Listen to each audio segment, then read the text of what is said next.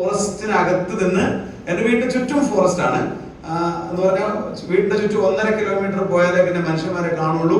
അങ്ങനത്തെ ഒരു ഫോറസ്റ്റിനകത്ത് നിന്ന്, അങ്ങനത്തെ ഒരു കുഗ്രാമത്തിനകത്ത് നിന്നാണ് ഞാൻ വരുന്നത്. അതിനെ കണ്ടപ്പോഴേ തോന്നിയോ അത് മോശമായി പോയി കേട്ടോ, നിനക്ക് പറയാൻ പാടില്ല. ഏതായാലും അപ്പൊ ഞാൻ സാധാരണക്കാരായിട്ടുള്ള അച്ഛൻ്റെയും അമ്മയുടെയും കൃഷിയൊക്കെ ആയിരുന്നു അച്ഛൻ്റെ പരിപാടി. അച്ഛൻ ഇപ്പോൾ ഇല്ല, മരണപ്പെട്ടു പോയി. അങ്ങനെ വളരെ സാധാരണമായിട്ടുള്ള അച്ഛൻ്റെയും അമ്മയുടെയും 5 മക്കളിൽ ഏറ്റവും ഇളയ മകനായിട്ടാണ് ഞാൻ ജനിച്ചതും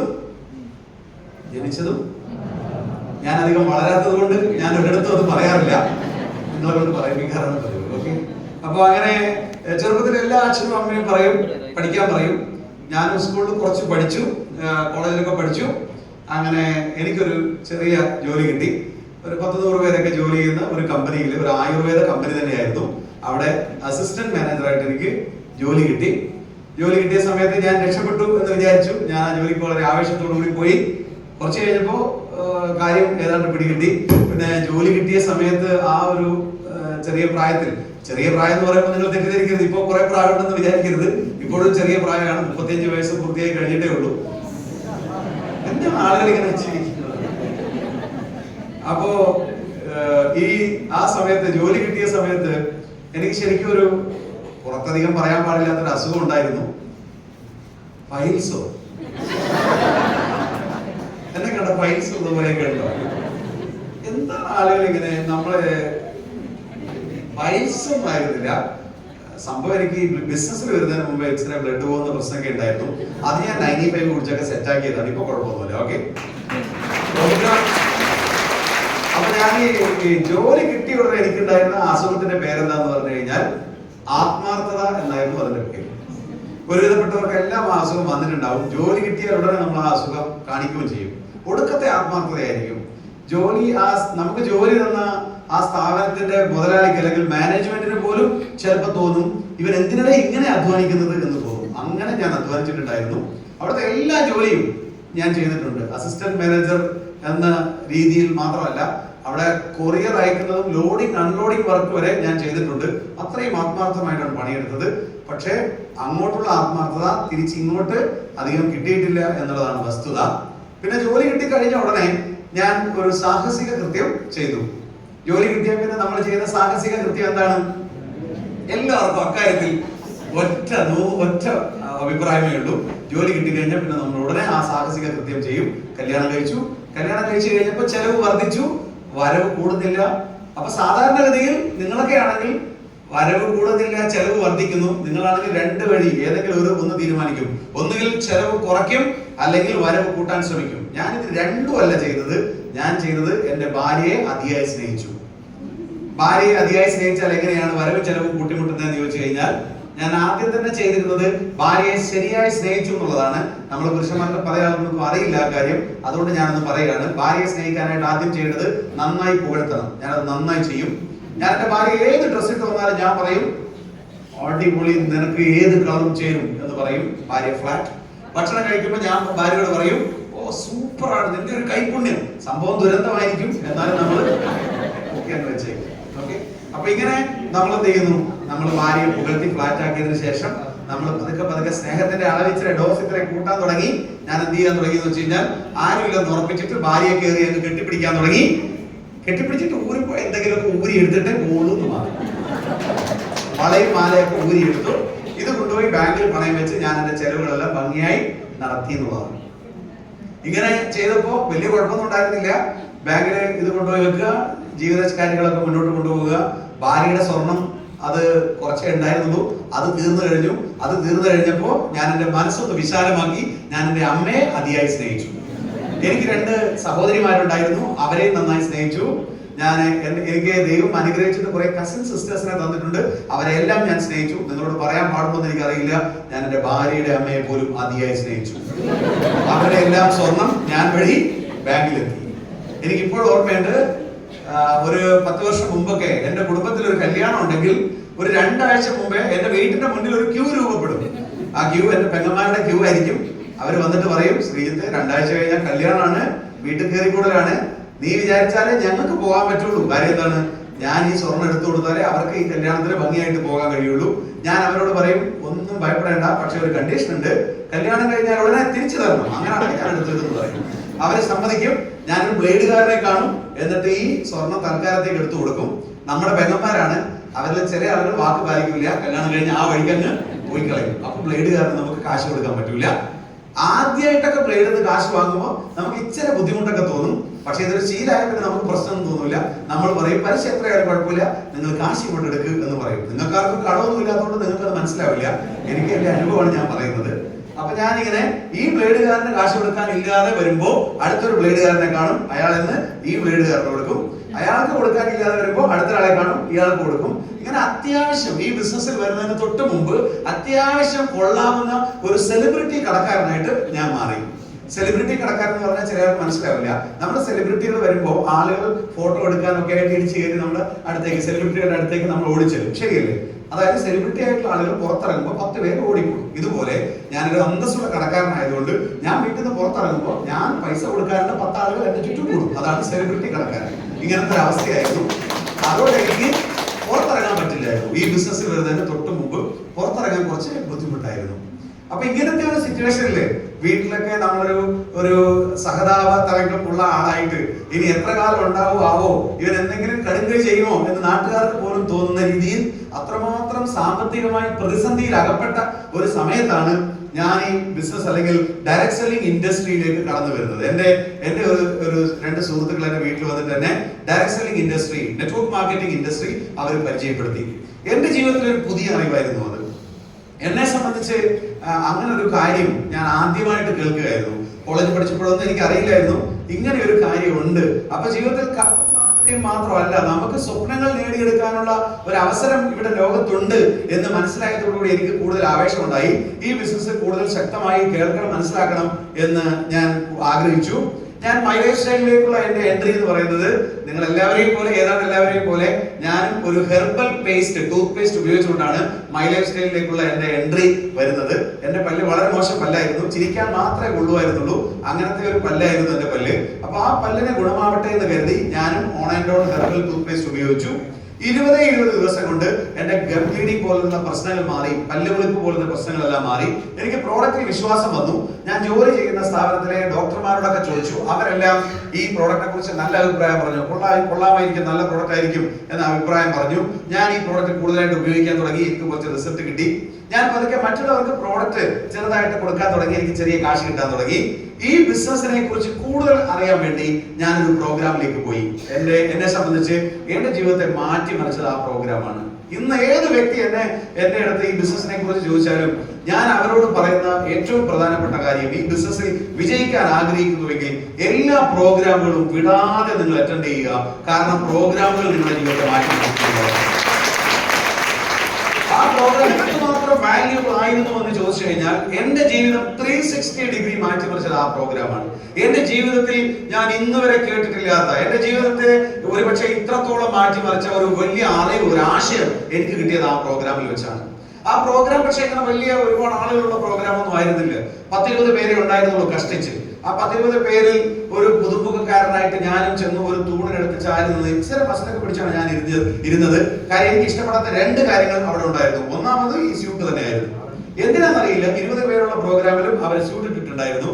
പിന്നെ മറ്റൊരു പ്രശ്നം എന്താ വെച്ച് കഴിഞ്ഞാൽ എന്ത് കേട്ടാലും ഇവർ കൈയടിക്കും. എനിക്ക് തീരെ ഇഷ്ടമില്ലാത്ത 2 കാര്യങ്ങളായിരുന്നു ഇത് രണ്ടും. അപ്പൊ എനിക്ക് എന്തിനാണ് ഇത് അടിക്കുന്നതെന്ന് പോലും അറിയില്ലായിരുന്നു. അപ്പൊ ഞാൻ ഇച്ചിരി അസഹിഷ്ണുതയോടുകൂടി ആ തൂണ് ചാരി ഞാനിങ്ങനെ മസിൽ പിടിച്ചിരുന്നു. പക്ഷെ ഒരു കാര്യം സംഭവിച്ചു. ആദ്യമൊന്നും പറഞ്ഞത് ഞാൻ അധികം ശ്രദ്ധിച്ചില്ല. പക്ഷെ എന്നെ കുറിച്ച് പ്രോഗ്രാം ചെയ്യുന്ന വ്യക്തി എന്നെ കുറിച്ച് പറയാൻ തുടങ്ങിയപ്പോൾ ഞാൻ കൂടുതൽ ശ്രദ്ധിക്കാൻ തുടങ്ങി.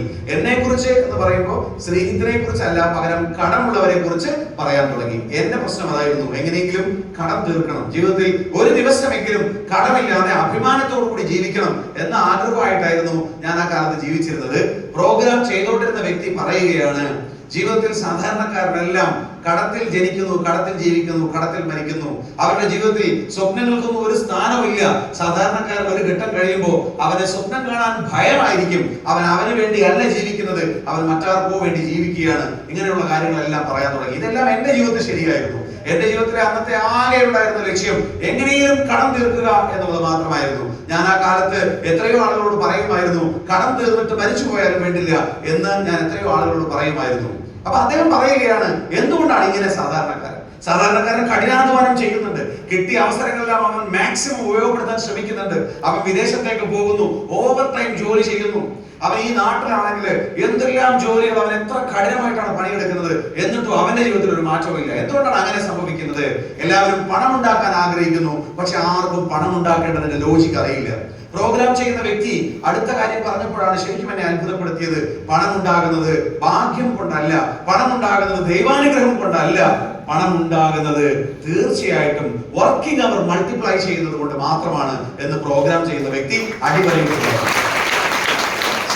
ചെറുപ്പത്തിൽ ഞാൻ വിചാരിച്ചിരുന്നത് പണം ഉണ്ടാകുക എന്ന് പറയുന്നത് എന്തോ വലിയ ഭാഗ്യമാണ് എന്ന് വിചാരിച്ച ഒരു മണ്ടനായിരുന്നു ഞാൻ. കാരണം ഞാൻ പറഞ്ഞു, ഞാൻ ഒരു ഗ്രാമത്തിനകത്താണ്, ഒരു ഫോറസ്റ്റിനകത്താണ്. എന്റെ നാട്ടിൽ ആ ഫോറസ്റ്റിനകത്ത് എല്ലാ വീടുകളും ഒരുപോലെ ഇരിക്കുന്നു. പ്രത്യേകിച്ച് വലിയ പെയിന്റൊന്നും അടിച്ച് വലിയ ഭംഗിയൊന്നും ഉണ്ടാവില്ല. സാധാരണ വീടുകൾ, എല്ലാ വീടുകളും ഒരുപോലെ ഇരിക്കുന്നു. എല്ലാവരും ഒരേ കാര്യം ചെയ്യുന്നു, കൃഷി പരിപാടികൾ, അങ്ങനത്തെ കാര്യങ്ങൾ ചെയ്യുന്നു. എല്ലാവരും ഒരേപോലത്തെ ആളുകൾ, ദരിദ്രനാരാണെന്ന്.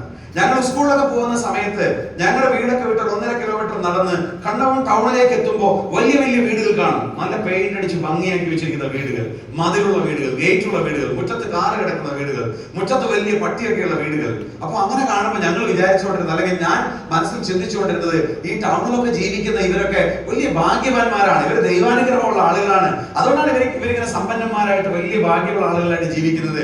നമ്മളൊക്കെ ഇങ്ങനെ ദരിദ്രനാരായണന്മാർ, ദൈവത്തിന്റെ അനുഗ്രഹം ഇല്ലാത്ത ആളുകൾ. അതുകൊണ്ട് നമ്മൾ ഇങ്ങനെ എപ്പോഴും കഷ്ടപ്പെട്ടായിരിക്കും ജീവിക്കേണ്ടത് എന്നാണ് ഞാൻ അന്ന് എന്റെ മനസ്സിൽ ചിന്തിച്ചുകൊണ്ടിരുന്നത്. പക്ഷെ പ്രോഗ്രാം ചെയ്ത വ്യക്തി പറയുകയാണ്, പണം ഉണ്ടാകുന്നത് ദൈവാനുഗ്രഹം കൊണ്ടല്ല, പകരം വർക്കിംഗ് അവർ മൾട്ടിപ്ലൈ ചെയ്യുന്നത് കൊണ്ടാണ്, പ്രവർത്തന സമയം ഇരട്ടിപ്പിക്കുന്നത് കൊണ്ടാണ്. ലോകത്തെ സമ്പന്നന്മാരെല്ലാം അങ്ങനെ പ്രവർത്തന സമയം ഇരട്ടിപ്പിച്ചത് കൊണ്ടാണ്.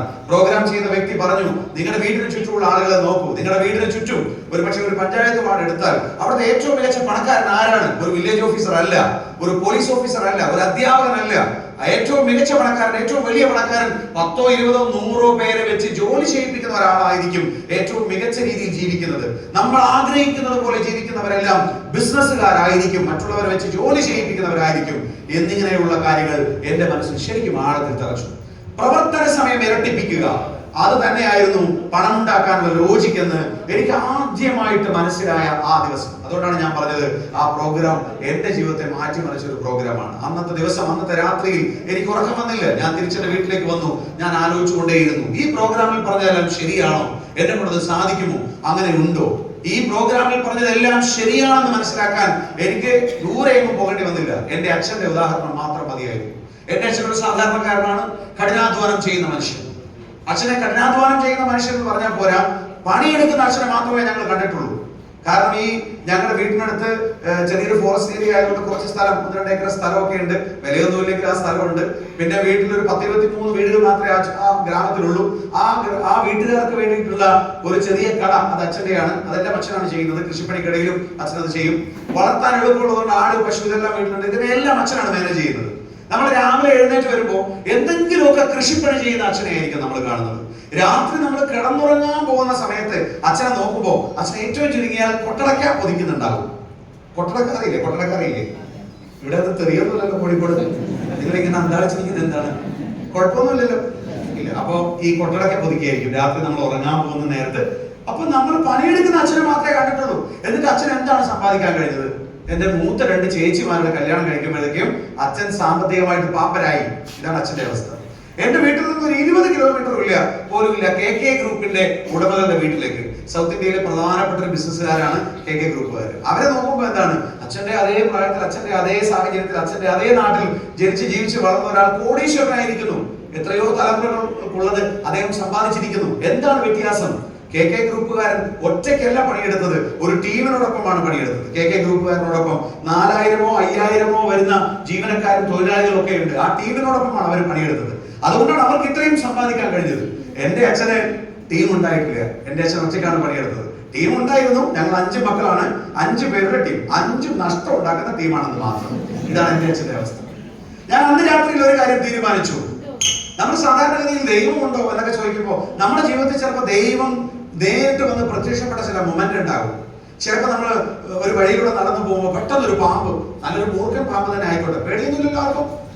പെട്ടെന്ന് അത് നമ്മുടെ തൊട്ടടുത്തൂടെ അങ്ങ് കടന്നുപോയി. ഭാഗ്യത്തിന് നമ്മളെ അതൊന്നും ചെയ്തില്ല. നമ്മൾ അപ്പൊ പറയും ദൈവാനുഗ്രഹം, ഭാഗ്യം, എനിക്ക് ദൈവം എന്റെ മുന്നിൽ വന്നതുപോലെ തോന്നി എന്ന് തോന്നിയിട്ടുണ്ട്. നമ്മൾ പോകുന്ന വണ്ടി ഒന്ന് കയറി അങ്ങ് ഇടിച്ചു. നിങ്ങൾ ടെൻഷൻ അടിക്കില്ലേ? ഞാനൊന്നും ഊഹിക്കാൻ പറയുകയാണ്. വണ്ടി അങ്ങ് ഇടിച്ചു, വണ്ടി അങ്ങ് പപ്പടമായി പോയി. പക്ഷെ നമുക്കൊന്നും പറ്റിയില്ല.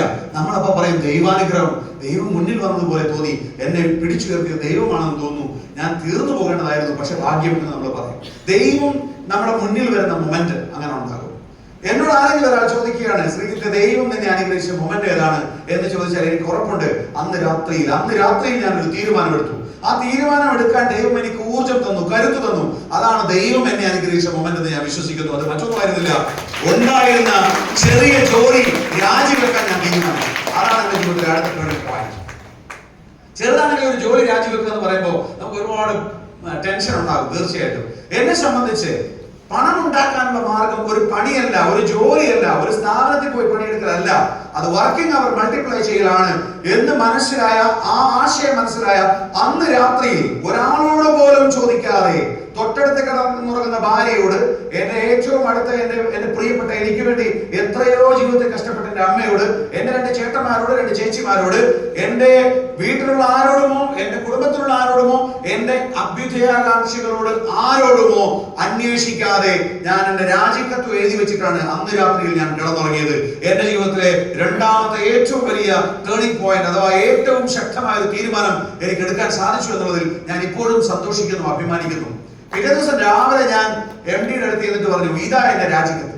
MD എന്നെ നോക്കിയിട്ട് പറഞ്ഞു, ഇവിടെ എന്തിനാ രാജി, നിനക്കിപ്പോ ഇവിടെ എന്താ കുഴപ്പം? ഞാൻ പറഞ്ഞു, എനിക്ക് ഇവിടെ ഒരു കുഴപ്പമില്ല, പക്ഷെ എനിക്ക് കുഴപ്പമുണ്ടെന്ന് പറഞ്ഞു. ഓക്കെ, പുള്ളി എന്നോട് പറഞ്ഞു, നീ ഇപ്പൊ രാജിയൊന്നുമില്ല, നീ പോയി ജോലി ചെയ്യും. ഞാൻ പറഞ്ഞു, രാജിയുടെ കാര്യത്തിൽ തീരുമാനം പറഞ്ഞാലേ ഇന്ന് പോലും ജോലി ചെയ്യുള്ളൂ എന്ന് പറഞ്ഞു. പുള്ളി എന്നെ ഒന്ന് പ്രലോഭിപ്പിക്കാൻ ശ്രമിച്ചു. എന്നോട് പറഞ്ഞു, നമ്മുടെ മാനേജർ റിട്ടയർ ആകാൻ പോവാണ്, 2 മാസം കൊണ്ട് റിട്ടയർ ആകും. ഇവിടെ 4 അസിസ്റ്റന്റ് മാനേജർമാരുണ്ട്, അതിൽ ഒരാൾ മാനേജർ ആകും. നിനക്കാണ് ഏറ്റവും കൂടുതൽ സാധ്യത. അതുകൊണ്ട് നീ അവിവേകമൊന്നും കാണിക്കണ്ട, 2 മാസം കൂടെ പിടിച്ചു നിൽക്ക്, നിനക്ക് ഒരു സ്ഥാപനത്തിന്റെ മാനേജർ ആകാൻ കഴിയും എന്ന് എന്നോട് എന്റെ MD പറഞ്ഞു. അത് കേട്ടതും ഞാൻ അദ്ദേഹത്തിനോട് വിനീത വിധേയനായിട്ട് എഴുന്നേറ്റ് നിന്നിട്ട് ഞാനൊരു കാര്യം പറഞ്ഞു. ഞാൻ അദ്ദേഹത്തിന് മുന്നിൽ നിന്നിട്ട് പറഞ്ഞു, അതിന് ഞാൻ ഈ ജോലി മാത്രമല്ല രാജിവെക്കാൻ പോകുന്നത്. അദ്ദേഹം എന്നോട് ചോദിച്ചു, പിന്നെയോ? ഞാൻ പറഞ്ഞു, ജീവിതത്തിൽ ഇനി ഞാൻ ഒരാളുടെ കീഴിൽ ജോലി ചെയ്യുന്ന പ്രശ്നമേ ഇല്ല. നിങ്ങൾ കേട്ടപ്പോ കൈയടിച്ചു, പക്ഷെ ഇത് കേട്ടപ്പോ അദ്ദേഹം എന്നെ മുഖത്ത് നോക്കിയിട്ട് പറഞ്ഞു, അപ്പൊ നിനക്ക് വട്ടാണല്ലേ. കാര്യം എനിക്ക് കടവ് പ്രശ്നങ്ങളുണ്ടെന്ന് MDക്ക് അറിയാം. ഇങ്ങനത്തെ ഒരാൾ ഇനി ജോലിയെ ചെയ്യില്ലെന്ന് പറഞ്ഞാൽ പിന്നെ ഒരു വട്ടെന്ന് അല്ലാതെ എന്താണ് മറ്റുള്ളവർ പറയാൻ പോകുന്നത്? ആ അപ്രീസിയേഷനും കേട്ടിട്ട് ഞാൻ മൈ ലൈഫ് സ്റ്റൈലിലേക്ക്, സാധാരണ ആളുകൾ ഇറങ്ങി എന്നൊക്കെ പറയും, പക്ഷെ ഞാൻ മൈ ലൈഫ് സ്റ്റൈലിലേക്ക് നേരെ അങ്ങ് ഊളിയിട്ടിട്ട് എനിക്കറിയാവുന്ന, അന്ന് എനിക്കറിയാവുന്ന 2 കാര്യം, 2 ഓർഗനൈസേഷനെങ്കിലും മിനിമം വേണം, 2 ബ്രാഞ്ചുകളെങ്കിലും മിനിമം വേണം. അതിൽ നിന്ന് ബിസിനസ് നടക്കുമ്പോൾ നമുക്ക് വരുമാനം കിട്ടും. ഇത് മാത്രമേ എനിക്ക് അറിയാമായിരുന്നുള്ളൂ. ഞാൻ അതിൽ ഒരു ഓർഗനൈസേഷൻ ബിൽഡ് ചെയ്യാനുള്ള ഒരാളെ ഞാൻ അപ്പോൾ തന്നെ കണ്ടെത്തിയിരുന്നു. ഇന്ന് ആദ്യമായിട്ട് ബിസിനസ് അവസരം കേൾക്കുന്ന ചിലരെങ്കിലും ഈ ബിസിനസ്സിന് പറ്റിയ 1-2 ആളുകളെ ഇപ്പോൾ തന്നെ മനസ്സിൽ കണ്ടുവച്ചിട്ടുണ്ടാകും. ചിലപ്പോൾ ഞാനും അങ്ങനെ ചെയ്തു. എന്റെ ഏറ്റവും ആത്മാർത്ഥ സുഹൃത്ത്, 8ാം ക്ലാസ് മുതൽ ഞങ്ങൾ ഒരുമിച്ച് പഠിച്ച വ്യക്തി, ഞാൻ പറഞ്ഞ എന്തും അവൻ കേൾക്കും, അവൻ പറഞ്ഞ എന്തും ഞാൻ കേൾക്കും. അങ്ങനത്തെ കട്ട ഫ്രണ്ട്സ്. ആ ഫ്രണ്ടിനെ ഞാൻ ഫോണിൽ വിളിച്ചു. ഞാൻ പറഞ്ഞു, ഷൈജു, നമ്മളിനി പണിക്കൊന്നും പോടടാ എന്ന് പറഞ്ഞു. ഷൈജു ചോദിച്ചു, അന്ന് നിനക്ക് ലോട്ടറി അടിച്ചു? ഞാൻ പറഞ്ഞു, ലോട്ടറിയേക്കാൾ വലുതടിച്ചു. അവൻ പറഞ്ഞു, നീ കാര്യം പറ. ഞാൻ പറഞ്ഞു, കാര്യം നേരിട്ടേ പറയാൻ പറ്റുള്ളൂ എന്ന് പറഞ്ഞു. ശരി, ഞാൻ ശനിയാഴ്ച നാട്ടിലേക്ക് വരുന്നുണ്ട്. അവൻ ഫാമിലി പ്ലാസ്റ്റിക്സ് ഏരിയ സെയിൽസ് മാനേജറാണ്. നമ്മുടെ ബിസിനസ്സിന് എന്തുകൊണ്ടും പറ്റിയവൻ, മാർക്കറ്റിംഗ് രംഗത്ത് പ്രവർത്തിക്കുന്നവൻ, ഒരുപാട് ബന്ധങ്ങളുള്ളവൻ, കോഴിക്കോടും കണ്ണൂരിലും കാസർഗോഡും വയനാട്ടിലൊക്കെ ഒരുപാട് ബന്ധങ്ങളുള്ള ഒരു വ്യക്തി. ഇത്രയും മേഖലയിൽ ഫാമിലി പ്ലാസ്റ്റിക്സിനെ നയിച്ചുകൊണ്ടിരിക്കുന്ന ഒരാൾ.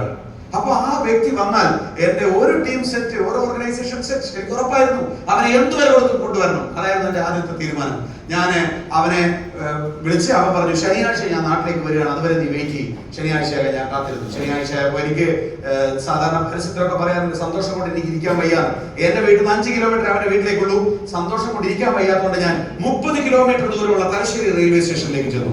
എന്നിട്ട് ഷൈജു വരുന്നത് കാത്തിരുന്നു. ട്രെയിൻ വന്നു. ഷൈജുവിനെ കണ്ടോടുന്ന ഞാൻ പറഞ്ഞു, ഇവിടെ ഇരിക്കും.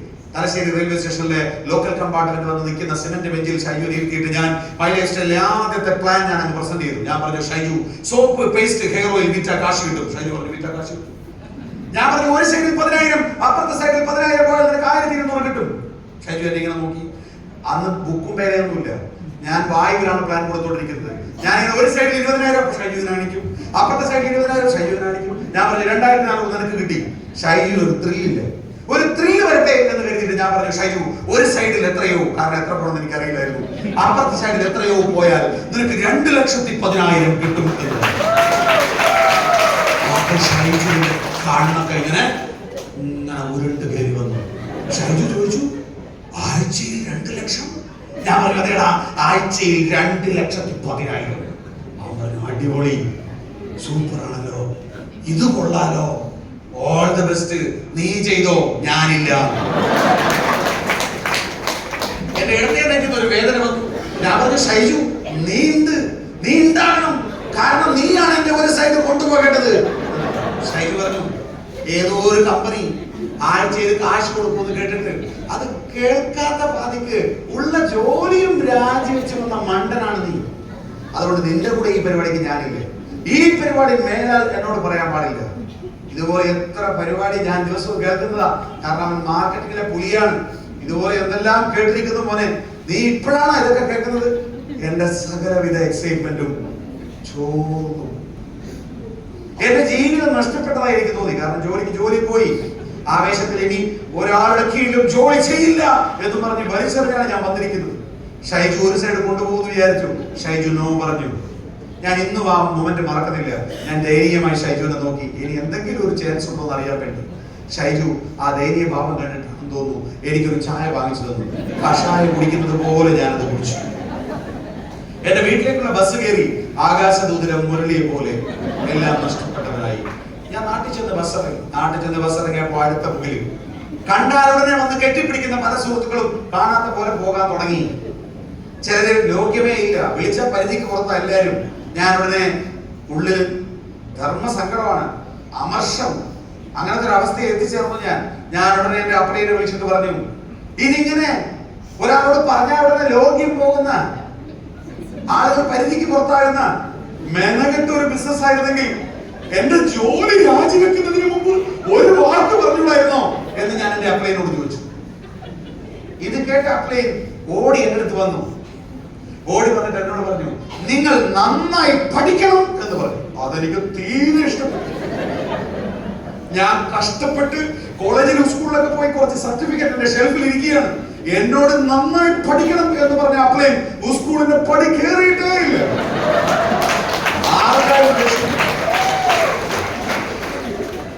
ഞാൻ അയാളെ കുറിച്ചു നോക്കി. പുള്ളിക്കപ്പോ കാര്യം മനസ്സിലായി. പുള്ളി അങ്ങനെ പഠിക്കണം എന്നല്ല, ബിസിനസ് ചെയ്ത് പഠിക്കണം എന്ന് പറഞ്ഞു. സ്കൂളിൽ പഠിക്കുന്ന കാര്യത്തെ കാര്യമായിട്ടൊന്നും പഠിച്ചിട്ടില്ലെങ്കിലും ഇന്ന് നെറ്റ്വർക്ക് മാർക്കറ്റിംഗിന്റെ പാഠപുസ്തകമായി സ്വയം വളർന്നിരിക്കുന്ന സോമകുമാർ സാർ,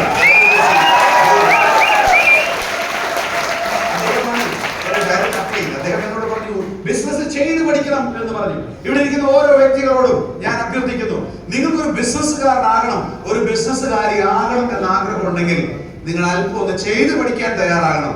ബിസിനസ്സിൽ അങ്ങനെ വളരാൻ പറ്റുള്ളൂ.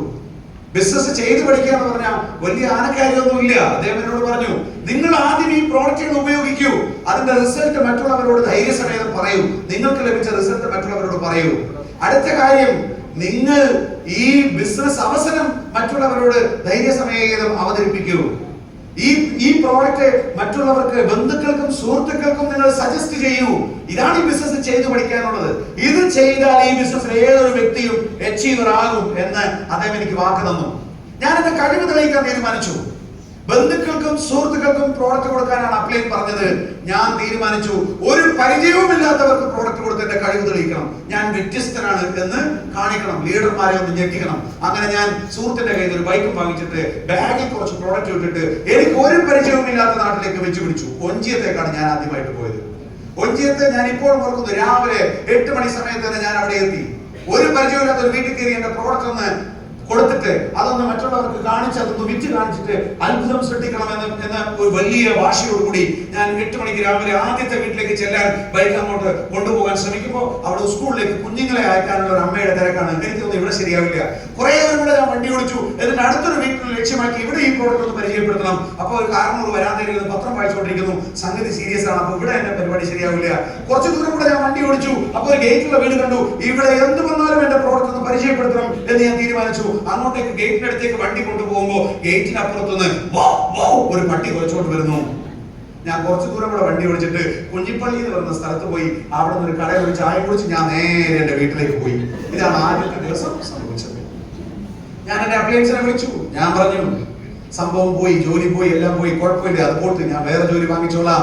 പക്ഷേ നിങ്ങൾ ഇനി വിഷമിക്കണ്ട, ഇനി എന്റെ കാര്യം വിട്ടേക്ക്, ഗുഡ് ബൈ എന്ന് ഞാൻ പറഞ്ഞു. ഈ അപ്ലയൻസിന് ഒരു കുഴപ്പമുണ്ട്, പുതിയ ആളുകൾ പറയണമെന്നില്ല. ഇവര് നമ്മളെ നെഗറ്റീവ് പറഞ്ഞ ഇവര് കൂട്ടത്തോടെ വീട്ടിലേക്ക് വരും. എന്റെ വീട്ടിലേക്ക് ഇവര് കൂട്ടത്തോടെ വന്നു. എന്റെ വീട്ടിൽ ആകെ അത്രയും സ്ഥലമുള്ളൂ. ഞാൻ അവിടെ ഇവിടേക്ക് ഇരുത്തി. എന്നിട്ട് ഞാൻ ചോദിച്ചു, എന്താണ് കുഴപ്പം, എന്താണ് പ്രശ്നം? കൂട്ടത്തിൽ ഒരാൾ മുഴുവൻ താടിയായിട്ട് എന്നോട് പറഞ്ഞു, നിങ്ങളൊരു കോംപ്ലക്സ് പണിത് വെച്ചിട്ടുണ്ട്, അതുകൊണ്ടാണ് നിങ്ങൾക്ക് ബിസിനസ് ചെയ്യാൻ കഴിയുന്നത്. അപ്പൊ തന്നെ ഞാൻ ചിരിച്ചു. എന്റെ വീട്ടിൽ നിന്ന് നോക്കി എന്റെ അച്ഛന്റെ കട കാണാം. അത് ഇടിഞ്ഞു പൊളിഞ്ഞ് വീഴാറായ കടയാണ്. ഞാൻ പറഞ്ഞു, കേട്ടോ, ആ ഇടിഞ്ഞു പൊളിഞ്ഞ് വീഴാറായ കടയല്ലാതെ ഞങ്ങളുടെ കുടുംബത്തിൽ തന്നെ ആർക്കും 2 മുറി 2 ഷട്ടർ കട പോലുമില്ല, പിന്നെയാണോ കോംപ്ലക്സ് എന്ന് ഞാൻ ചോദിച്ചു. അപ്പോൾ അപ്ലൈൻ പറഞ്ഞു, അവർക്ക് വിവരത്തിന്റെ കടപ്പ് മനസ്സിലായിട്ടുണ്ടാവും. അവര് പറഞ്ഞു, അങ്ങനത്തെ വാടക കിട്ടുന്ന കോംപ്ലക്സ് അല്ല, ഒന്നുകിൽ സുപ്പീരിയോറിറ്റി കോംപ്ലക്സ്, മനുഷ്യർക്കെല്ലാം ഒന്നുകിൽ സുപ്പീരിയോറിറ്റി കോംപ്ലക്സ് അല്ലെങ്കിൽ ഇൻഫീരിയോറിറ്റി കോംപ്ലക്സ്, ഈ രണ്ടിൽ ഏതെങ്കിലും ഒരു കോംപ്ലക്സ് ഉണ്ടാകും. അതുണ്ടെങ്കിൽ അവരെ പുറകോട്ട് പോകും, അവർക്ക് ജീവിതത്തിൽ വിജയിക്കാൻ കഴിയില്ല. സുപ്പീരിയോറിറ്റി കോംപ്ലക്സ് എന്ന് പറയുന്നത് എന്താ? ഞാൻ ഭയങ്കരമാണ്, ഞാൻ കൊള്ളാം, എനിക്ക് പഠിപ്പുണ്ട്, വിദ്യാഭ്യാസമുണ്ട്, എനിക്ക് ഇംഗ്ലീഷ് അറിയാം, ഇന്റർനെറ്റ് അറിയാം, എനിക്ക് അമിതാഭ് ബച്ചന്റെ പൊക്കമുണ്ട്, എനിക്കില്ല, പിന്നെ എനിക്ക് 6 പാക്ക് ഉണ്ട്, എനിക്കില്ല എന്നൊക്കെ ചിന്തിക്കുന്ന ആളുകൾ ഭയങ്കരന്മാർ എന്ന് വിചാരിച്ച് നടക്കുന്നവർ. ഇൻഫീരിയോറിറ്റി കോംപ്ലക്സ് ഉള്ളവരോ, അയ്യോ എന്നെ കൊണ്ടൊന്നും പറ്റൂല, എന്നെ കാണാൻ കൊള്ളൂല, എനിക്ക് ഇംഗ്ലീഷ് അറിയില്ല, എനിക്ക് ആളുകളായിട്ട് സംസാരിക്കാൻ അറിയില്ല, എനിക്ക് ഇടപെടാൻ, കുറവുകളെ കുറിച്ച് മാത്രം ചിന്തിക്കുന്നവർ. ലീഡർ എന്നോട് പറഞ്ഞു, ഇതിൽ രണ്ടിൽ ഏതോ ഒരു കോംപ്ലക്സ് നിങ്ങൾക്കുണ്ട്, അതുകൊണ്ടാണ് നിങ്ങൾക്ക് ബിസിനസ് ചെയ്യാൻ കഴിയാത്തത് എന്ന് ലീഡർ എന്നോട് പറഞ്ഞു. അപ്പൊ എനിക്ക് ഒരു കാര്യം മനസ്സിലായി, മനുഷ്യർക്കെല്ലാം ഇതിൽ രണ്ടിൽ ഏതെങ്കിലും ഒരു കോംപ്ലക്സേ ഉണ്ടാകൂ. ഞാൻ അപൂർവ ജനിസായിരുന്നു. ഈ 2 കോംപ്ലക്സും ഒരേ സമയം എനിക്കുണ്ടായിരുന്നു. അതായിരുന്നു എന്റെ അവസ്ഥ.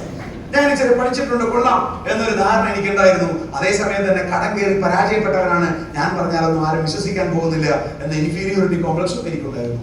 ലീഡർ ഒറ്റ വാക്കിൽ ഒരു കാര്യം പറഞ്ഞു, അത് ഇങ്ങനെയായിരുന്നു: ഇല്ലാത്ത ദുരഭിമാനവും കെട്ടിപ്പിടിച്ചിരിക്കുന്നു, ജീവിതത്തിൽ വിജയിക്കാനുള്ള ഒരു വഴി ശരിയായി ഉപയോഗപ്പെടുത്തുന്നു, അത് നിങ്ങൾക്ക് തീരുമാനിക്കാം എന്ന് എന്നോട് എന്റെ ലീഡർ പറഞ്ഞു. ഇത് കേട്ടതും എന്റെ ഉള്ളിൽ ഒരു ഇടുത്തി വന്നു. ശരിയാണ്, ഞാൻ ഇല്ലാത്ത ദുരഭിമാനവും കെട്ടിപ്പിടിച്ചിങ്ങനെ നടക്കുന്നു, കടവും ബാധ്യതയുമില്ലാതെ.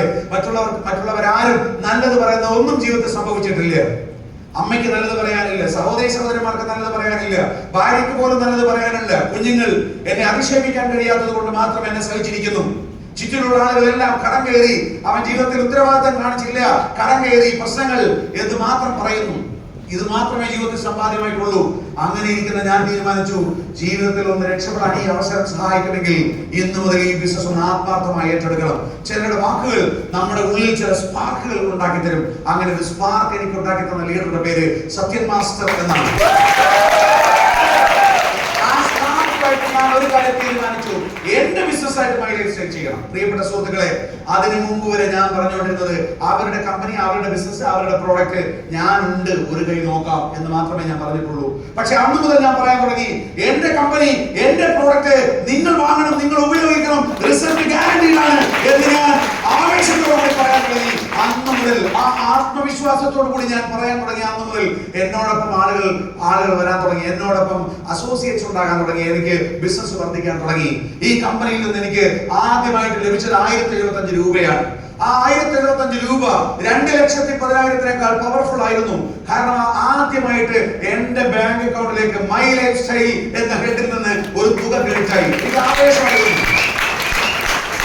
ഞാൻ എന്റെ സുഹൃത്തുക്കൾ ചിലരോടൊക്കെ പറഞ്ഞു, നോക്കൂ 1075 ക്രെഡിറ്റ് ആയി, തുക വന്നു. അവരപ്പോ പറഞ്ഞൊരു കാര്യം എന്നെ വീണ്ടും ആശയക്കുഴപ്പത്തിലാക്കി. അവർ പറഞ്ഞു, 1000-2000 ഒക്കെ കിട്ടും ശ്രീത്തെ, കൂടിപ്പോയ 5000 ഒക്കെ കിട്ടും. നിന്നെ പോലെ ഫീൽഡിൽ പണിയെടുക്കുന്ന ആളുകൾക്ക് 1000, 2000, 5000 ഒക്കെ കിട്ടും. ഇതൊന്നും ഒരു അത്ഭുതമല്ല. പക്ഷെ നീ പറഞ്ഞു കൊടുക്കുന്നത് 2,10,000 അല്ലേ, അത് നിന്നെ പോലുള്ള ആളുകൾക്ക് കിട്ടില്ല. ഞാൻ അവരെ നോക്കിയപ്പോ അവര് പറഞ്ഞു, അതൊക്കെ നിന്നെയൊക്കെ സ്ക്രൂ ചെയ്ത് ഫീൽഡിൽ പണിയെടുപ്പിക്കുന്ന, നിന്നെയൊക്കെ മോട്ടിവേറ്റ് ചെയ്ത് വിടുന്ന ലീഡർമാർക്ക് മാത്രമേ കിട്ടുള്ളൂ. നിന്നെ പോലെ ഫീൽഡിൽ പണിയെടുക്കുന്നവർക്ക് 1000, 2000, കൂടിപ്പോയ 5000 കിട്ടും, അത്രയേ പ്രതീക്ഷിക്കാവൂ എന്ന് അവര് പറഞ്ഞു. പറഞ്ഞത് ശരിയായി. കാരണം ആദ്യത്തെ ഒരാഴ്ച 1075 കിട്ടി.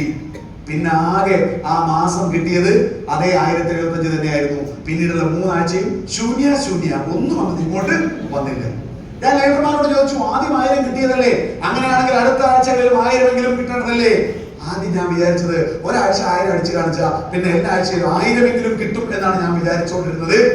അങ്ങനെയാണെങ്കിൽ ഒരാഴ്ച 2,10,000 അടിച്ചു കാണിച്ചാൽ പിന്നീടുള്ള ആഴ്ചകളിലെല്ലാം 2,10,000 കിട്ടും. എന്റെ കടമൊക്കെ നിന്ന് അടിപൊളിയായിട്ട് ലൈഫ് എൻജോയ് ചെയ്യാം എന്ന് വിചാരിച്ചുകൊണ്ടിരുന്ന എന്നോട് എന്റെ ലീഡർ പറഞ്ഞു, എല്ലാ ആഴ്ചയിലും ഇങ്ങനെ തുക ഇങ്ങനെ വന്നുകൊണ്ടിരിക്കാൻ ഇത് ശമ്പളം കിട്ടുന്ന പണിയല്ല. ഇങ്ങനെ അങ്ങോട്ട് എന്തെങ്കിലും കൊടുത്താലേ അങ്ങനെ ഇങ്ങോട്ട് കിട്ടുള്ളൂ. മൈ ഡിയർ ഫ്രണ്ട്സ്, ഞാൻ ഈ പ്ലാൻ ഒന്ന് വിശദമായി പഠിച്ചു. ഞാൻ ഇങ്ങനെ അങ്ങോട്ട് എന്തെങ്കിലും കൊടുക്കാൻ തീരുമാനിച്ചു. എല്ലാ ആഴ്ചയിലും ഈ കമ്പനി വരുമാനം കൊടുക്കുന്നുണ്ടെങ്കിൽ എല്ലാ ആഴ്ചയിലും 1000 ആണെങ്കിൽ 1000 ഈ കമ്പനിയിൽ നിന്ന് വാങ്ങിച്ചെടുക്കണം എന്ന് ഞാൻ വാശിയോടുകൂടി പ്രവർത്തിക്കാൻ തുടങ്ങി. എല്ലാ ആഴ്ചയിലും വരുമാനം എന്ന ടാർഗറ്റിൽ ഞാൻ എന്റെ പ്രവർത്തനം കൂടുതൽ ശക്തമാക്കി. എന്നോടൊപ്പമുള്ള ലീഡേഴ്സിനോടും എന്നോടൊപ്പമുള്ള വ്യക്തികളോടും ഞാൻ പറഞ്ഞു, ഈ കമ്പനി എല്ലാ ആഴ്ചയിലും വരുമാനം കൊടുക്കുന്നുണ്ട്, അതുകൊണ്ട് നമുക്ക് എല്ലാ ആഴ്ചയിലും വരുമാനം വാങ്ങണം. അവരും ഉത്സാഹത്തോടു കൂടി എന്നോടൊപ്പം നിന്നു. വരുമാനം പതുക്കെ വർദ്ധിക്കാൻ തുടങ്ങി. 5000, 10000, 25,000 ഒക്കെ വരുമാനം വർദ്ധിക്കാൻ തുടങ്ങിയപ്പോ, ആഴ്ചയിൽ 25,000 ഒക്കെ കിട്ടാൻ തുടങ്ങിയപ്പോ ഞാൻ എന്റെ ജീവിതത്തിൽ ആദ്യത്തെ കാർ വാങ്ങിച്ചു. ഒരു i20യുടെ ഫുൾ ഓപ്ഷൻ കാർ വാങ്ങിച്ചു. ഈ i20 കാർ വാങ്ങിച്ചിട്ട്, ഈ i20യുടെ വെള്ള കാർ വാങ്ങിച്ചിട്ട് ഞാൻ കഷ്ടപ്പെടുന്ന വീട്ടിൽ കൊണ്ടുപോയി നിർത്തി. എന്നിട്ട് ഞാൻ ഡോർ ഇങ്ങനെ തുറന്നിട്ട് സിനിമ സ്റ്റൈല്, നിങ്ങൾ ആലോചിച്ച് നോക്കണം, എന്റെ ജീവിതത്തിലെ ആദ്യത്തെ കാറാണ്. ഒരു കാല് കാറില്, ഒരു കാല് മുറ്റത്ത്, ഡോർ ഇങ്ങനെ തുറന്നിട്ട് ഞാൻ അമ്മേ എന്ന് വിളിച്ചു. അമ്മ അകത്തുനിന്ന് പുറത്തു വന്ന് എന്നെ നോക്കി, കാറ് നോക്കി. അമ്മയ്ക്ക് അത്ഭുതം. കാറിങ്ങനെ നോക്കുന്നു, എന്നെ നോക്കുന്നു, കാറിങ്ങനെ നോക്കുന്നു, എന്നെ നോക്കുന്നു. എന്നിട്ട് ചങ്ക് കയറിയത് ഒരൊറ്റ വർത്താനാണ്, അമ്മ ഇത് പ്രസാദിന്റെയോ സോമന്റെയോ കാറായിരിക്കും, എന്റെ അപ്ലയൻസിന്റെ കാറായിരിക്കും. 1.5 കൊല്ലം ഞാൻ ഇതിന്റെ പിറകെ ഇങ്ങനെ ഓടിയിട്ടും ഇത് ഇവന്റെ സ്വന്തം കാറായിരിക്കും, ഈ കമ്പനിയുടെ കൊടുത്ത വരുമാനത്തിൽ നിന്ന് എന്റെ മകൻ വാങ്ങിച്ച കാറായിരിക്കും എന്നെ അമ്മയ്ക്ക് വിശ്വാസം ഉണ്ടായിരുന്നില്ല. അമ്മയെ കുറ്റം പറഞ്ഞിട്ട് കാര്യമില്ല, കാരണം എന്റെ അവസ്ഥ അങ്ങനെയായിരുന്നു.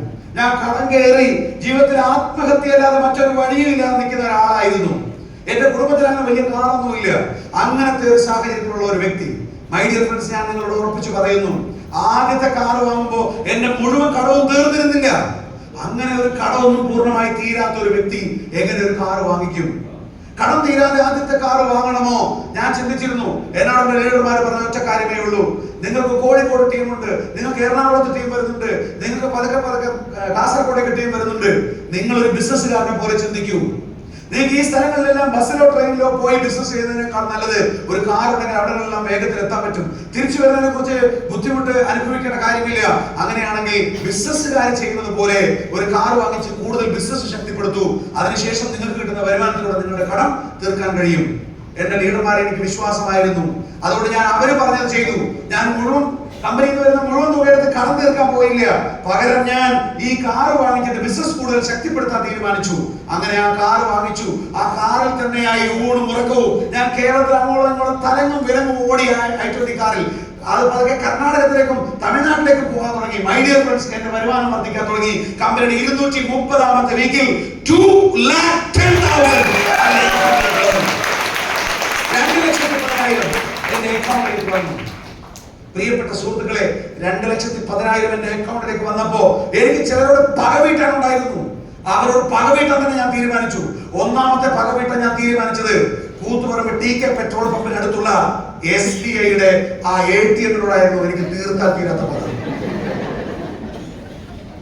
അതിനു മുമ്പ് വരെ ഞാൻ ആ ATM-ൽ പോകുന്നതിന് മുമ്പ് ആദ്യം ക്യൂ ഉണ്ടോ എന്ന് നോക്കണം. ക്യൂ ഇല്ലെന്ന് ദൂരെ ഉറപ്പ് വരുന്നതിന് ശേഷം നാട്ടുകാരെങ്കിലും കാണുന്നുണ്ടോ എന്ന് അങ്ങോട്ടും ഇങ്ങോട്ടും നോക്കണം. എന്നിട്ട് ഓടി അങ്ങ് ചെല്ലും. പെട്ടെന്ന് ഇതെന്ന് തുറന്നിട്ട് അകത്ത് കയറും. അകത്ത് കയറിയിട്ട് നമ്മൾ ആദ്യം തന്നെ, നിങ്ങളൊക്കെ ചെയ്യുന്നത് കാടെടുത്ത് കുത്തനല്ലേ, ഞാൻ ചെയ്തുകൊണ്ടിരുന്നത് ഒരു ഈശ്വര പ്രാർത്ഥനയാണ്. പശുക്കളെ കുത്തപ്പാത്തോളനെ വിരിഞ്ഞിങ്ങനെ നിൽക്കണം, എന്നിട്ട് കാട് കുത്താൻ പറ്റുള്ളൂ. കാട് കുത്തി കഴിഞ്ഞിട്ട് നമ്മളിങ്ങനെ ആലോചിക്കണം. കാരണം ഇതിനകത്ത് ഉള്ള സംഖ്യക്ക് മാച്ച് ചെയ്യുന്ന ഒരു സംഖ്യ അടിച്ചാൽ എന്തെങ്കിലും കിട്ടുള്ളൂ. കഷ്ടപ്പെട്ട് നമ്മൾ കുത്തി കഴിഞ്ഞാൽ മൈ ഡിയർ ഫ്രണ്ട്സ്, പലപ്പോഴും എനിക്ക് തിരിച്ചു കിട്ടിക്കൊണ്ടിരുന്നത് തുകയല്ല, പച്ചത്തെറിയാണ്. പച്ചത്തെറി ഇംഗ്ലീഷിൽ മാന്യമായ തെറിയുള്ളൂ. അതുകൊണ്ട് ഇംഗ്ലീഷിൽ അടിച്ചു വരുന്നത് ചിലപ്പോ ഇൻസഫിഷ്യന്റ് ബാലൻസ് എന്നൊക്കെ ആയിരിക്കും. പക്ഷെ അതിന്റെ മലയാളം എന്താണെന്ന് നിങ്ങൾ ശരിക്കും ഒന്ന് ആലോചിച്ച് നോക്കൂ. അക്കൗണ്ടിൽ കാശ് വെച്ചിട്ട് കുത്താൻ പാടാ തെണ്ടി എന്നാണ് അതിന്റെ മലയാളം. 2,10,000 അക്കൗണ്ടിൽ ക്രെഡിറ്റ് ആയപ്പോ ഞാൻ അഭിമാനത്തോടു കൂടി ക്യൂ ഉള്ള സമയത്ത് തന്നെ ആ ATM ചെന്നു. എന്നിട്ട് ഞാൻ കുത്തി. എനിക്ക് ആവശ്യമുള്ളതിനേക്കാൾ കൂടുതൽ തുക എടുത്തു. എന്നിട്ട് ഞാൻ ATM-ന് നേരെ ആ തുകയെല്ലാം ഇങ്ങനെ കയ്യിൽ വെച്ചിട്ട് ഇങ്ങനെ ഒന്ന് ഷെഫർ ചെയ്ത് കാണിച്ചിട്ട് ഞാൻ പറഞ്ഞു, ഇതൊരു തുടക്കം മാത്രം.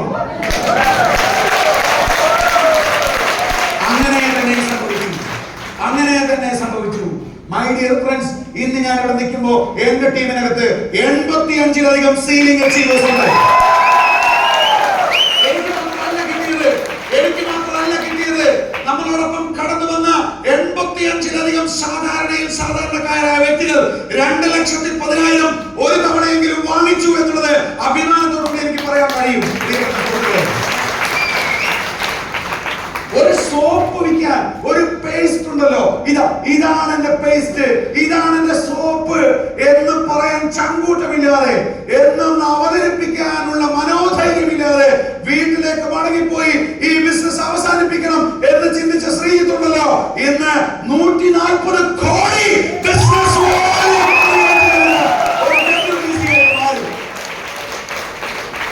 പ്രിയപ്പെട്ട സുഹൃത്തുക്കളെ, നിങ്ങളിപ്പോൾ ആരോ ആവട്ടെ, നിങ്ങൾക്കൊന്ന് എഴുന്നേറ്റ് നിൽക്കാനുള്ള ആത്മധൈര്യം പോലും ചിലപ്പോൾ ഉണ്ടാവില്ല. പക്ഷേ മൈ ലൈഫ് സ്റ്റൈൽ സാധാരണക്കാരനെ അസാധാരണക്കാരനാക്കുന്ന ഫാക്ടറിയാണത്. അതിലേക്ക് വന്നാൽ നിങ്ങൾ ഒരു പുതിയ വ്യക്തിയായി മാറിയിരിക്കും. എനിക്കൊരു സംശയവുമില്ല. ഒരു ആത്മവിശ്വാസവും ഇല്ലാത്ത ഒരാളായിരുന്നു ഞാൻ, ഒരു സ്വപ്നവും ഇല്ലാത്ത ഒരാളായിരുന്നു ഞാൻ. പ്രിയപ്പെട്ട സുഹൃത്തുക്കളെ, ഞാൻ ഇന്ന് ഉപയോഗിക്കുന്നത് ഈ മുറ്റത്ത് കിടക്കുന്ന ഫോർച്യൂണർ 48 ലക്ഷം രൂപയ്ക്കധികം വിലയുള്ള ഫോർച്യൂണർ കാറാണ് ഞാൻ ഇപ്പോൾ ഉപയോഗിക്കുന്നത്. ആരെങ്കിലും ഒരാൾ എന്നോട് ചോദിക്കുന്നു, ഫോർച്യൂണർ ഇത്ര വലിയ സംഭവമാണോ എന്ന് ചോദിച്ചാൽ, അതെ, കണ്ണമത്തെ കാട്ടിനകത്തുള്ള ആ കുഗ്രാമത്തിനകത്തുള്ള BPL ആനുകൂല്യം പറ്റി ജീവിച്ച ശ്രീജിത്തിന് ഫോർച്യൂണർ ഒരു വലിയ സംഭവമാണ്. പക്ഷേ ഇന്ന് ശ്രീജിത്തിന് ഫോർച്യൂണർ ഒരു വലിയ സംഭവമേ അല്ല. ഓടിച്ചു മടുത്തു. നിങ്ങൾ പുറത്തേക്ക് നോക്കിയാൽ മതി, കഴുകിയിട്ട് പോലും ഇല്ല. കാട്ടുകൊമ്പനെ പോലെ ഇരിക്കണം വൃത്തികേടായിട്ട്. ആരും ചെന്ന് ചാരി നിൽക്കരുത്, നിങ്ങൾ വൃത്തികേടാകും. ആ ഫോർച്യൂണർ ഓടിച്ചു മടുത്തത് കൊണ്ട് ഞാനിപ്പോ ആഗ്രഹിക്കുന്നത് ഏതാനും മാസങ്ങൾക്കകം ഒരു പുതിയ കാർ വാങ്ങണം. അത് ലോകത്തിലെ ഏറ്റവും മികച്ച ഒന്നായിരിക്കണമെന്ന് എനിക്ക് ആഗ്രഹമുണ്ട്. അതുകൊണ്ട് ഞാൻ ടാർഗറ്റ് ചെയ്യുന്നത്, ഞാൻ സ്വപ്നം കാണുന്നത് ഇപ്പോ വോൾവോ XC90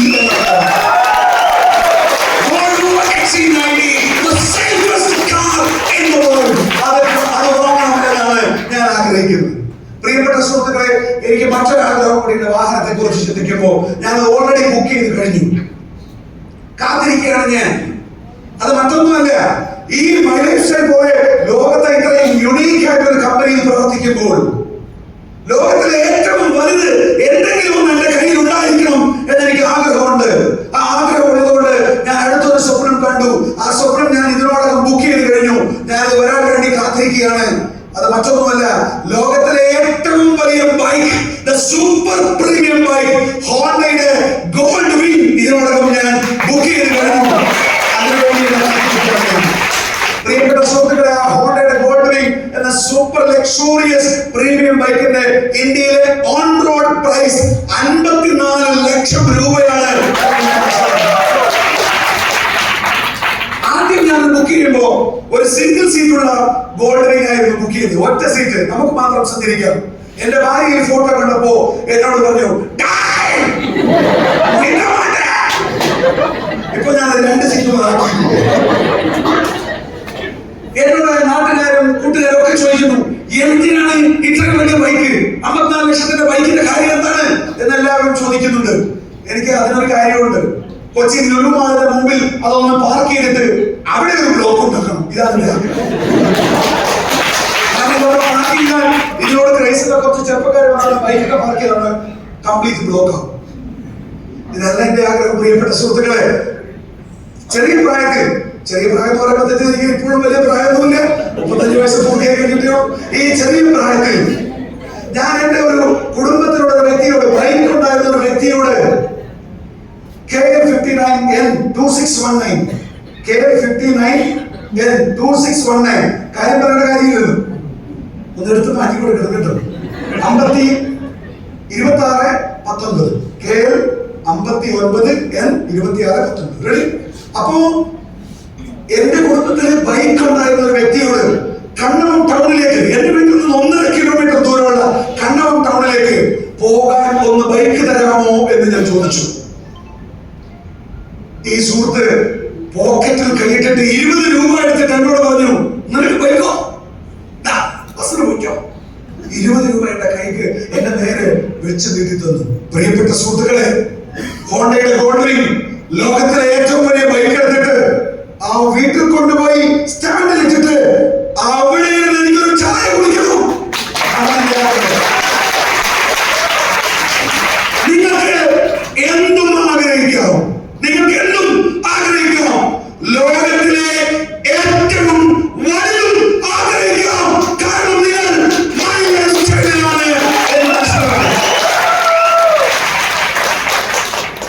പ്രിയപ്പെട്ട സുഹൃത്തുക്കളെ, ഈ ബിസിനസ്സിൽ വന്നിട്ട് ആരെങ്കിലും ഒരാളെ ചോദിക്കുകയാണ് നീ എന്ത് നേടി എന്ന് ചോദിച്ചാൽ, ഞാൻ വാങ്ങിച്ച കാറുകൾ, ഞാൻ എന്റെ ഭാര്യയ്ക്ക് വേണ്ടി കഴിഞ്ഞ കുറച്ച് മാസം മുമ്പ് ഒരു നെക്സോൺ EV വാങ്ങിച്ചു കൊടുത്തിട്ടുണ്ട്. അത് അവർക്ക് വേണ്ടി വാങ്ങിച്ചതാണ്.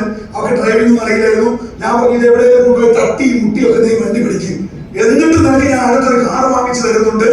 ആ കാറ് നീ ഇത് പഠിച്ചതിന് ശേഷം ഞാൻ വാങ്ങിച്ചു തരും. ഇപ്പൊ അവള് ഫോർച്യൂണർ ഉൾപ്പെടെ എല്ലാം കൂളായിട്ട് ഓടിക്കും. താമരശ്ശേരി ചുരം വരെ അവള് ഒറ്റയ്ക്ക് ഓടിക്കും. ഞാൻ പറയുന്നത് ഇവിടെ ഇരിക്കുന്ന സ്ത്രീകൾ വിചാരിക്കരുത് നമ്മളെ കൊണ്ട് ഇതൊക്കെ സാധിക്കുമെന്ന് വിചാരിക്കരുത്. നിങ്ങളുടെ ആ മനസ്സുണ്ടല്ലോ, അതൊന്ന് ഷാർപ്പൺ ചെയ്താൽ നിങ്ങൾക്ക് ഏത് കോടതിയും കയറാൻ കഴിയും. ജീവിതത്തിൽ പ്രൂഫ് വെച്ചുകൊണ്ടാണ് ഞാൻ പറയുന്നത്. പ്രിയപ്പെട്ട സുഹൃത്തുക്കളെ, ഞാൻ വാങ്ങിച്ച കാറുകളുടെ വലുപ്പമല്ല ഞാൻ പറയാൻ പോകുന്നത്.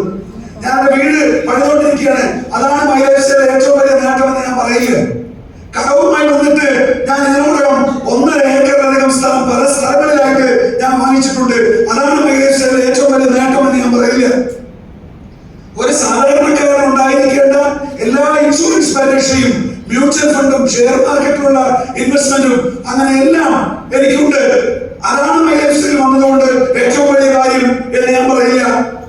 മൈലേജിൽ നിന്ന് നീ എന്ത് നേടി എന്ന് ഒരാൾ എന്നോട് ചോദിച്ചാൽ ഞാൻ പറയും, എല്ലാ ആഴ്ചയിലും ഒരു മുടക്കവുമില്ലാതെ ഞാൻ എവിടെ ഇരുന്നാലും, ലോകത്തിന്റെ ഏത് കോണിൽ പോയാലും, ഞാൻ ഈ അടുത്ത് നമ്മുടെ വിദേശത്ത് ടൂർ പോയി, ആ ആഴ്ചയിലും കുടുംബത്തോടൊപ്പം എവിടെ പോയാലും എന്ത് ചെയ്താലും മുടങ്ങാതെ എല്ലാ ബുധനാഴ്ചയിലും അക്കൗണ്ടിൽ ക്രെഡിറ്റ് ആകുന്ന 2,10,000 ഒരു മാറ്റവുമില്ല.